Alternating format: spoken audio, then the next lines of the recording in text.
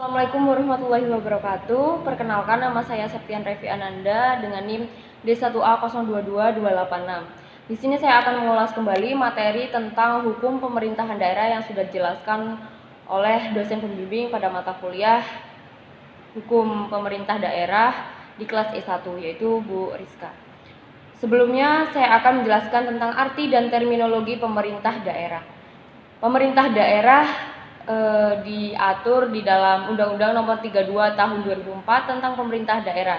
Pemerintah daerah merupakan penyelenggaraan urusan pemerintahan oleh pemerintah daerah dan DPRD menurut asas otonomi dan tugas pembantuan dengan prinsip otonomi seluas-luasnya dalam sistem dan prinsip negara kesatuan Republik Indonesia sebagaimana dimaksud dalam Undang-Undang Dasar Negara Republik Indonesia tahun 1945.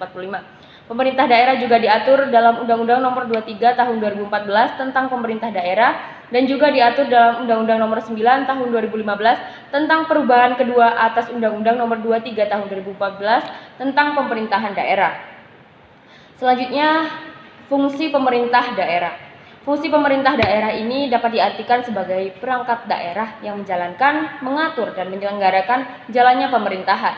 Nah, fungsi dari pemerintah daerah menurut Undang-Undang Nomor 32 Tahun 2004 adalah yang pertama, pemerintah daerah mengatur dan mengurus sendiri urusan pemerintahan menurut asas otonomi dan tugas pembantuan.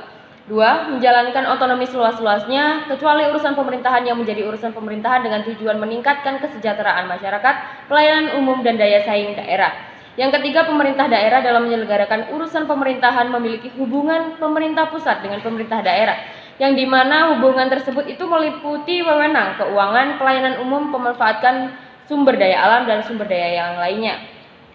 Nah, jadi tujuan dari pembentukan pemerintah daerah ini untuk meningkatkan pelayanan masyarakat agar kesejahteraan rakyat ini dapat tercapai dengan cepat selain sebagai sarana pendidikan politik di tingkat lokal. Selanjutnya kita akan membahas tentang daerah otonom dan otonomi daerah. Yang pertama ada daerah otonom. Apa sih daerah otonom itu? Daerah otonom ini adalah daerah di dalam suatu negara yang memiliki kekuasaan otonom atau kebebasan dari pemerintah di luar daerah tersebut. Biasanya, suatu daerah diberi sistem ini karena keadaan geografinya yang unik atau penduduknya merupakan minoritas negara tersebut, sehingga diperlukan hukum-hukum yang khusus yang hanya cocok diterapkan untuk daerah tersebut. Yang kedua, menurut jenisnya daerah otonom ini dapat berupa otonomi teritorial, otonomi kebudayaan, dan otonomi lokal.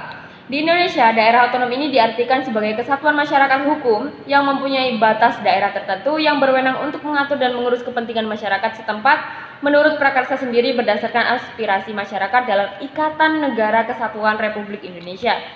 Di Indonesia juga tidak dikenal lagi pembedaan antara pengertian daerah dan daerah otonom. Oleh karena semua daerah di Indonesia ini sejak dilaksanakannya otonomi daerah telah diberikan hak untuk menjadi daerah otonom.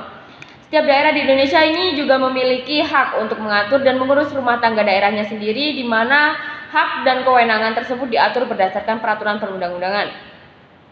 Nah, daerah otonom itu ada dua. Yang pertama ada daerah khusus dan daerah istimewa.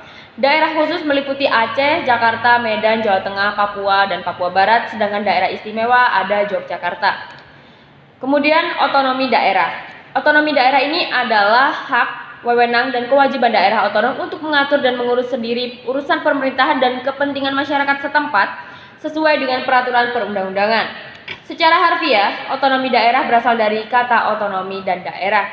Dalam bahasa Yunani, otonomi berasal dari kata autos dan nomos. Autos berarti sendiri dan nomos berarti aturan atau undang-undang, sehingga dapat diartikan sebagai kewenangan untuk mengatur sendiri atau kewenangan untuk membuat aturan guna mengurus rumah tangganya sendiri. Sedangkan daerah adalah kesatuan masyarakat hukum yang mempunyai batas-batas wilayah.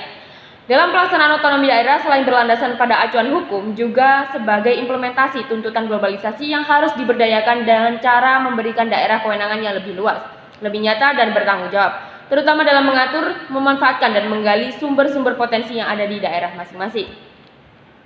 Selanjutnya, asas otonomi daerah. Asas otonomi daerah berdasarkan Undang-Undang Nomor 23 Tahun 2014 tentang pemerintah daerah terdapat 3 jenis penyelenggaraan urusan pemerintahan yang menjadi dasar bagi pemerintah daerah dalam melaksanaan otonomi daerah, yaitu ada asas desentralisasi, dekonsentrasi, dan tugas pembantuan. Asas desentralisasi adalah pemberian wewenang oleh pemerintah pusat kepada pemerintah daerah untuk mengurus urusan daerahnya sendiri berdasarkan asas otonom. Sedangkan dekonsentrasi adalah pelimpahan sebagian urusan pemerintah yang menjadi kewenangan pemerintah pusat kepada gubernur sebagai wakil pemerintah pusat kepada instansi vertikal di wilayah tertentu, atau kepada gubernur dan bupati atau wali kota sebagai penanggung jawab urusan pemerintahan umum. Sedangkan tugas pembantuan adalah penugasan dari pemerintah pusat kepada daerah otonom untuk melaksanakan sebagian urusan pemerintah yang menjadi kewenangan pemerintah pusat, atau dari pemerintah daerah provinsi kepada daerah kabupaten atau kota untuk melaksanakan sebagian urusan pemerintahan yang menjadi kewenangan daerah provinsi. Kemudian prinsip otonomi daerah. Prinsip otonomi daerah ini ada 3. Yang pertama ada prinsip otonomi seluas-luasnya. Ini merupakan prinsip otonomi di mana daerah yang mendapat kewenangan dalam mengatur dan dalam hal pemerintahan dan mengatur kepentingan masyarakatnya.